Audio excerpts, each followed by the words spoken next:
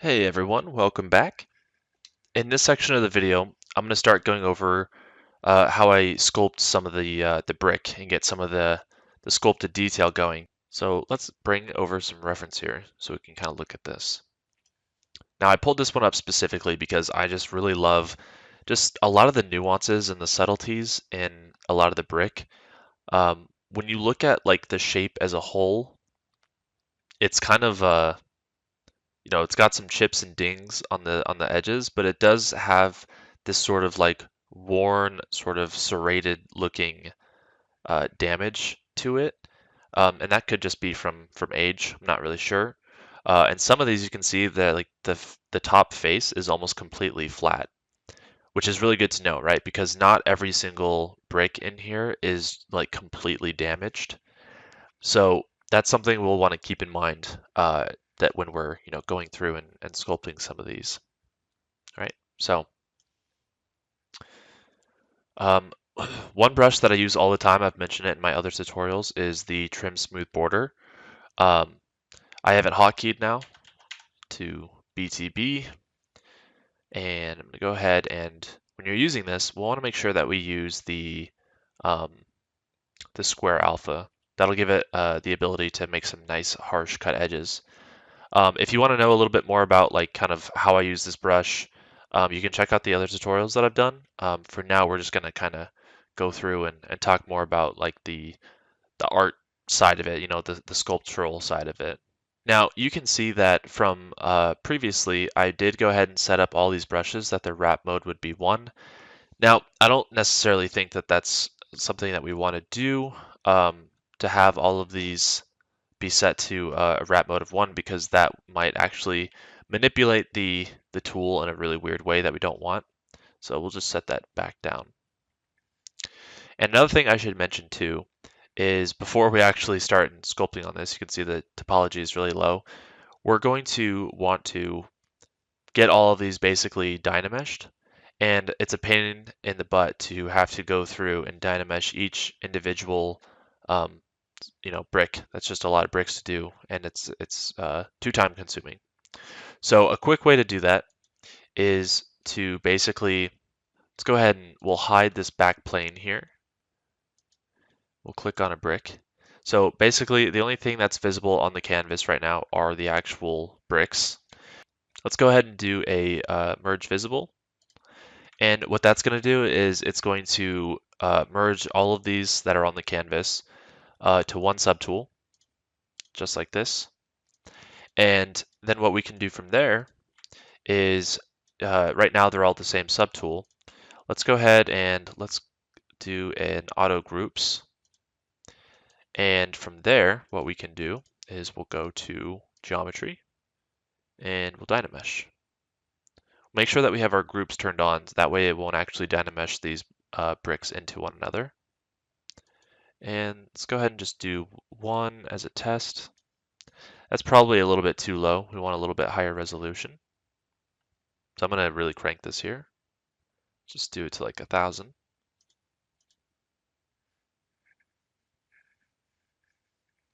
All right, so that's 4 million. That may seem like a lot, but that's actually 4 million points divided by however many subtools that are right here. So it's not bad. I think what I'll do is I'm going to go ahead and leave this as it is, and I'm just going to Control D to go ahead and really crank this up, give it some more subdivisions. Now we're at 15.8. And now that we have that, what we are going to have to do now is we can go back to the original canvas that we had that has all of um, the tiling stuff to it, and we can just go through and we can delete all these bricks. Okay, and then let's go ahead and we'll append. Make sure this is the right one. We'll append this back. So now we have all of the bricks are here again, and they have all of the super dense topology. And then I'm going to go ahead and do a group split. And again, I do have I have like a hotkey menu pulled up here, I should mention. All of these buttons it can be found in the toolbar here. So if you actually went to, group visible, or sorry, group split, um, go to right here under subtool, and then split, group split. All right, so each brick is about 600,000 points, which is perfect. I think that's plenty of topology to work with. So the first thing I'm going to go ahead and start to do, before I even care about the surface detail, that'll come in just a little bit. I'm going to go ahead and single this one, and with my trim smooth border brush and my square alpha, what I like to do is just go ahead and start dinging up some of these edges, right?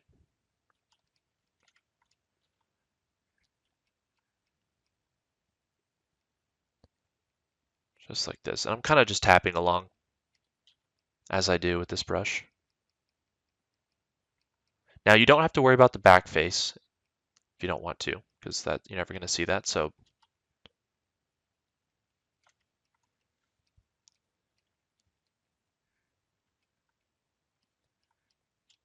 I think what I'll do on this first break is I'm going to kind of really sculpt into this one.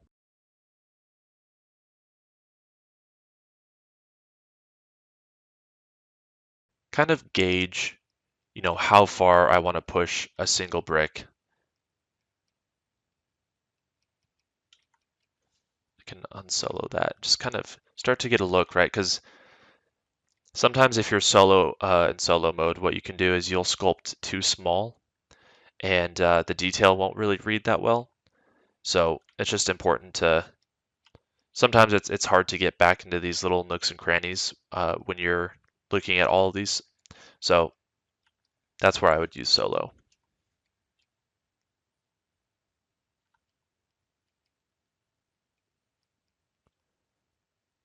And then I'll mention another brush that I like to use for doing stuff like this and for damage specifically is the mallet fast brush, which I do have pulled up in my hotkey menu.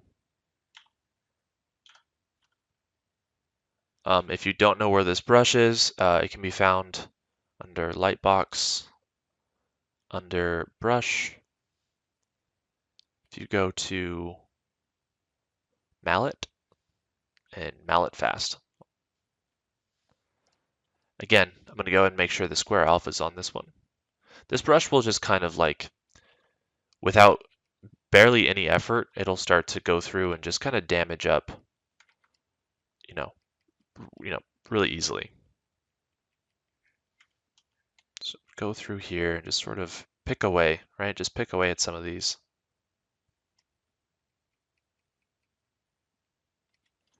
And when I'm doing this, I'm making sure to not go too evenly across the surface. So in some areas, I want it to, let's see if we can get it to really dip down a little bit. Some edges, you don't even have to sculpt on some of the edges, but I will just for the sake of the demo, just kind of go through lightly across here. And then I'll even sculpt in a little bit onto the other surfaces. So this brush it really is, it's, getting comfortable using it, but it's just, I'm just tapping, right? I'm not, sculpting hard into it without lifting up my finger like this. Just sort of tapping and creating like little microplanes.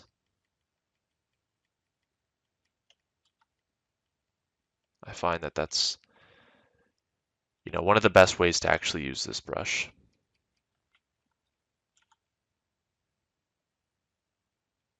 Okay, so let's take a look at what we got so far.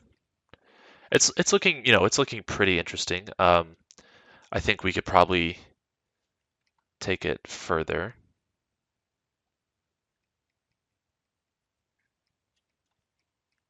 Let's go ahead and let's just really kind of damage up this thing.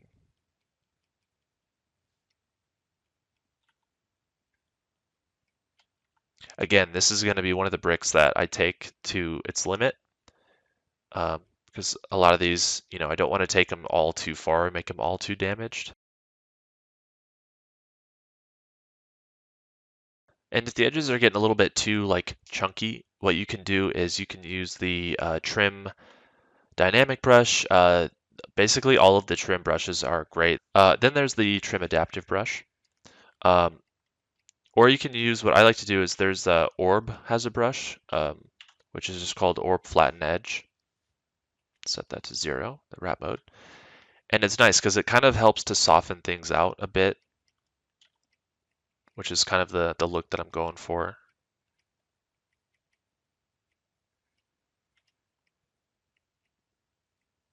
Something just like this.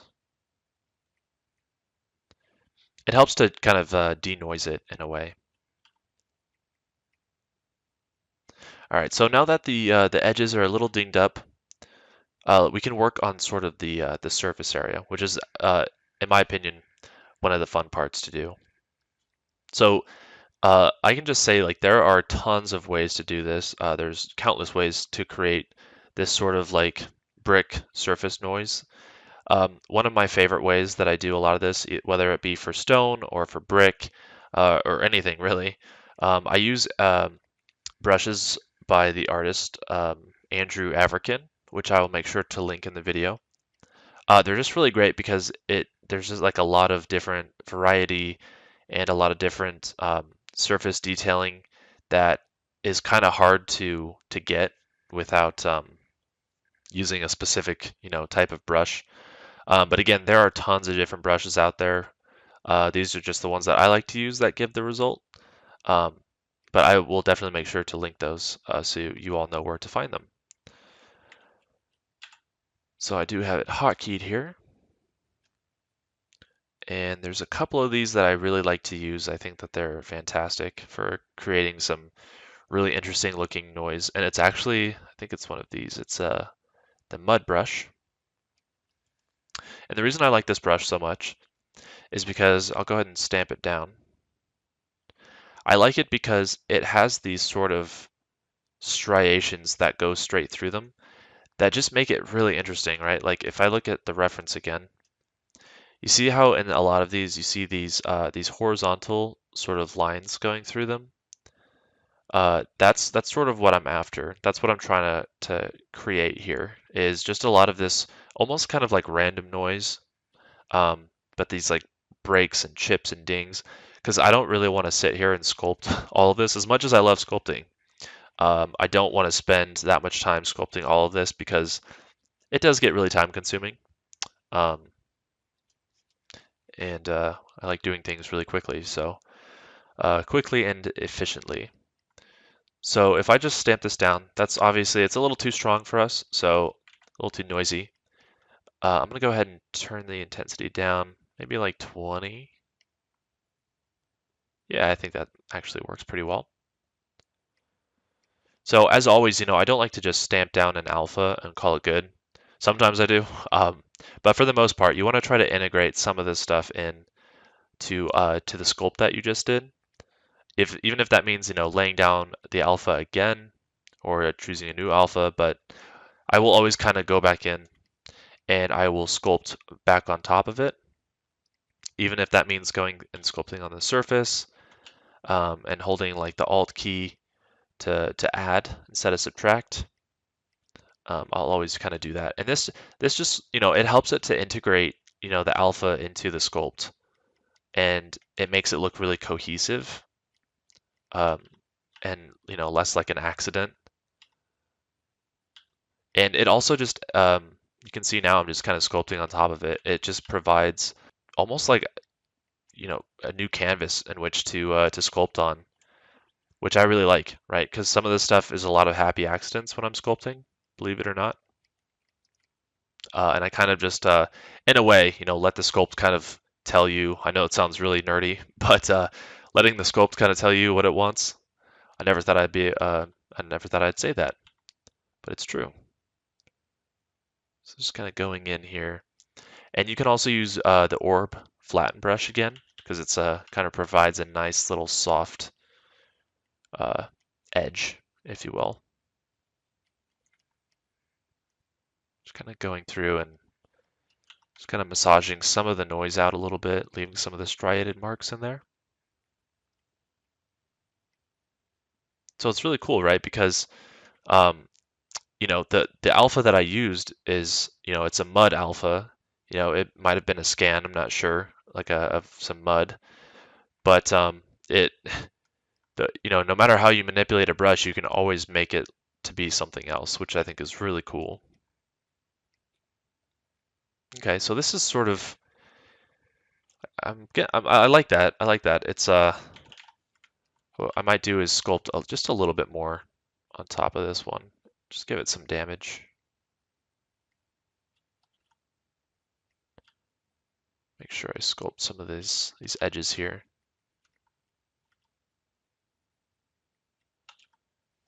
But I don't want to go too crazy, right? Because if I sculpt every brick um, super harsh, like you basically, if I sculpt a brick like this, this is kind of setting the tone for what the rest of these need to look like. Because if I sculpt any of these like way less with way less detail, then the one that's the most detail is going to stand out.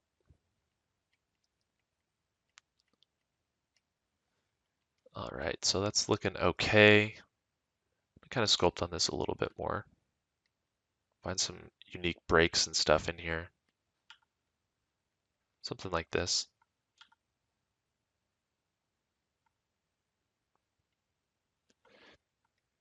And you don't have to get too close to the canvas, or sorry, too close to the brick either. Like you saw me sculpting like this earlier. It's something that you want to try to avoid because at the end of the day, it's a tiling texture, so it's going to be, fairly small in some senses. But this will help you to help speed up the sculpt a little bit more.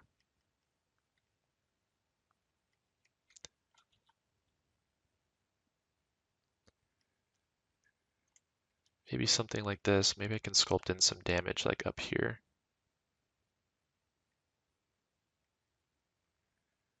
Like that.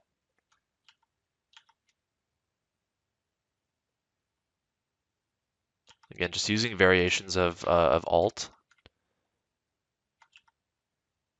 to try to bring some of this, the detail back on top and make it, give it the appearance that it's like layered, something like this. And then what I like to do, I have a couple of these brushes, but I've got one up here that is the some rock noise. And these are really nice because again, it just adds that sort of like really finite detail. So if I go through here and just kind of add this down, obviously this is like way too much, noise for us. And so what we can do is we can use the morph target brush, and it's really awesome because it's like a mask basically. And if we just go to our morph target, all you have to do, it's very simple, is just say store morph target, and this will store this subtool in its current state. And anything you do after hitting store morph target, using the morph brush, it will basically morph it back to this state. So let's go ahead and we'll just lay down some of this. Obviously way too noisy, but let's go ahead and just use our morph brush. We can do that by hitting B and then O, or I'm sorry, B and then M and then G. And we'll just kind of sculpt that back out a little bit, just revealing some of it.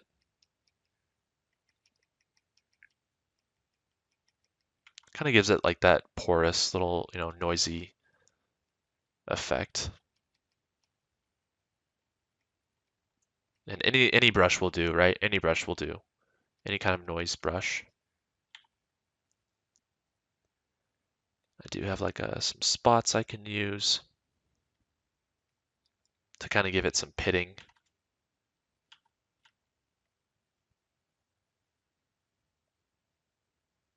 And this helps to just kind of, really sell that this is, a brick. It's got some of that pitting in there.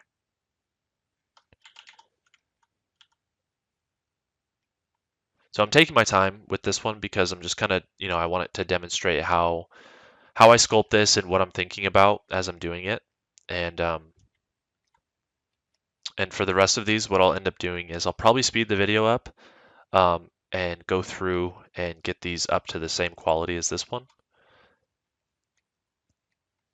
Just using these same techniques, right? Maybe there's probably some other brushes we can use. I think Danny Corleone's got some. Um, Daniel Costello's got some.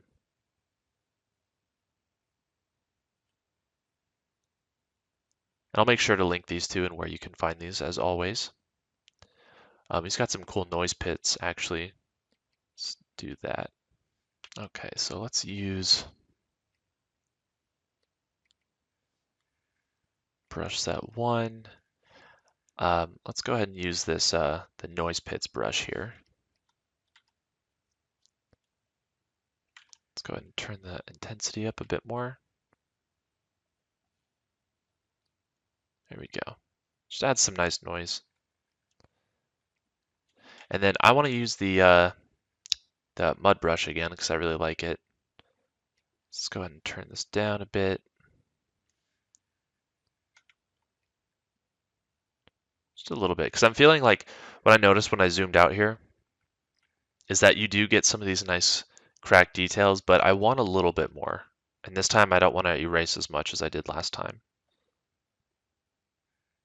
So something like this, I'm digging that. Like it's a lot of noise, but I really like how this is mimicking what's going on with the actual bricks. So I think that's looking really nice.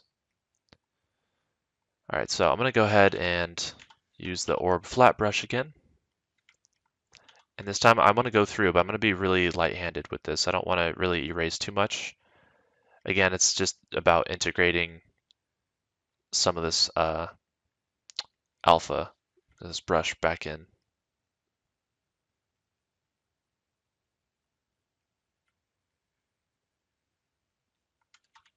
So it's like really, really subtle.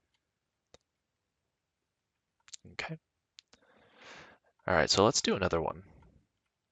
Now you notice like this is kind of my process, right? I'll sculpt some of the edges to sort of get going, and then I'll lay down some alphas, and then I'll continue to sculpt.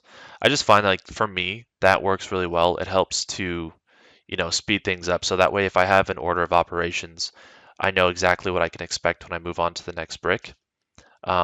Instead of, kind of laying down alphas and then sculpting. Sometimes I will do that. But for the most part, I do like to stick to, you know, just going ahead and sculpting, and then, you know, using the alpha. So looking at this one, maybe this one we don't ding up as much. Maybe some of the edges will be dinged, but I won't go as, hardcore with some of the destruction. Sort of quickly moving along. So again, just tapping down. Zoom out a bit. Maybe I'll do like some of these have like a pretty substantial a ding. Like I'll do it like up here. Just kind of I'll push some of this topology back. Just like that. Maybe I'll just ding this side. That'll be like, the one area of damage, like the major damage will be up here. Everything else will get like small amounts. And this is the fun part, right? Like don't think too much about this. That's really important. Just kind of casually go along and just kind of sculpt and see how the sculpt sort of evolves over time. Because if you focus on one spot for too long, it just gets really tiring. Because there's a lot of these to do.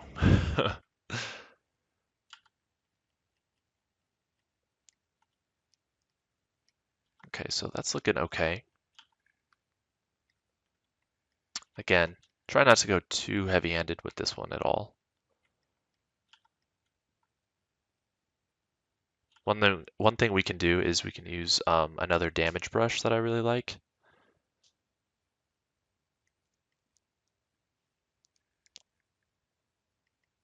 We can kind of go through and just maybe we can stamp this down. It's probably going to be a little bit too intense, so let's drop it. Maybe something like that. Actually, I don't mind the intensity now, because I'll go through and sculpt it back. So I think that's going to be fine. Then what we can do is we can go through with our trim smooth border. And holding Alt, we can kind of like go through and sort of erase some of that back. And then I'm going to take the orb brush, just kind of go in, flatten some of that out again. So you can see, I mean, I don't use a ton of brushes. I never like to, right? Each brush that I do use, it serves a purpose for what I'm trying to do. So sometimes I'm, looking for brushes to experiment with, but for the most part, I usually have my little arsenal, and those usually seem to get the job done. Because I don't want to spend tons of time, figuring out what brush I should be using. So I just learned to get good at just a few of them.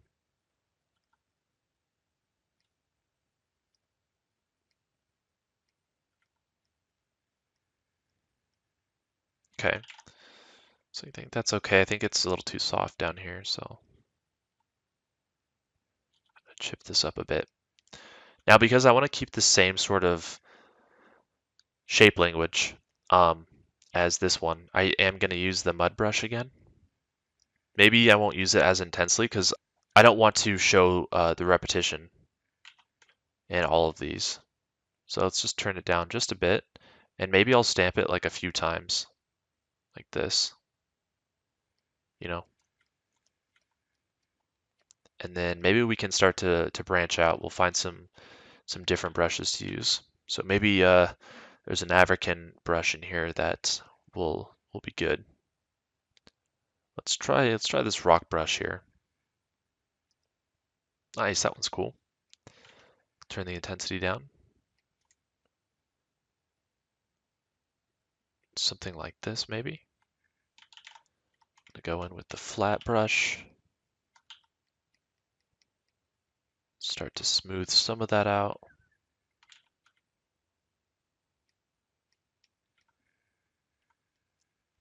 Yeah, something like that. Looks good. And then like when you start doing that, you leave behind these like, I like to call them just happy accidents, right? It's just like these little dings and nicks all over the place, which looks really good. Okay, and then let's go ahead and let's grab the noise pits. Just like this. It's not a lot, it's not doing a whole lot. It is adding like a little bit of extra noise, so I do really like to use these spot brushes. And it's a little too intense.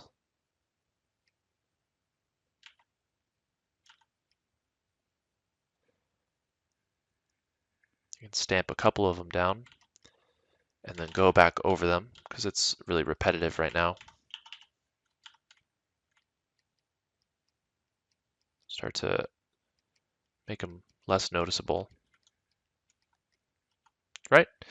So again, it's just, for me, it's that order of operations. It's sculpting the edges first, coming in with an alpha stamp, and then sculpting on top of that, and then maybe going back and resculpting some of the edges again, and then layering down some noise pits. And that's basically it, right? So once you find that method, it's just a matter of rinse and repeat. So you can go through each and every single brick, and you can do the same thing to all of these, and you'll notice how quickly it will speed up your process.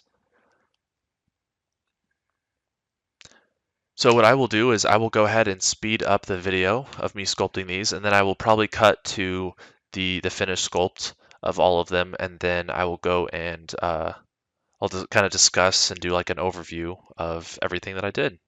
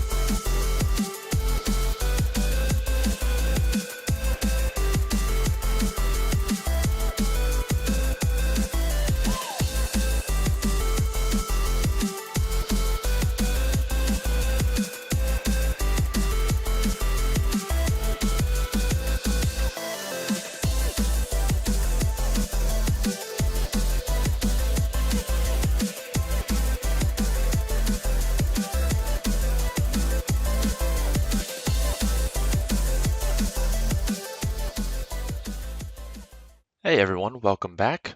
Just finished the time lapse of sculpting the rest of these. So one of the things that I actually didn't explain before I started the time lapse was that, one of the things that I did do was use the move brush. That's really the only thing that I did that I actually didn't go over. And I just really used it to sort of, add some extra shape to the brick. So that way it wasn't completely, like a rectangle. So you can see some of these I went in and just kind of like took the move brush and pulled down, like a top piece, or I pulled up on one of the bottoms. And that's really all I did. And I went ahead and I duplicated over all of the bricks that needed to be. So this top row came down here, and all of the bricks that were on the left side went over here. So that just kind of wraps up, how to get a tiled brick sculpt here and get everything sculpted out. Next, I'm actually really excited because that's the part I'm going to go over with starting to talk about the layering and how to, sort of really bring this thing to life. So in the next video, what we're going to do is we're going to talk about how we can get some grout going in between all the bricks. And then from there, we're going to talk about doing some plaster. All right, so I will see you in the next video.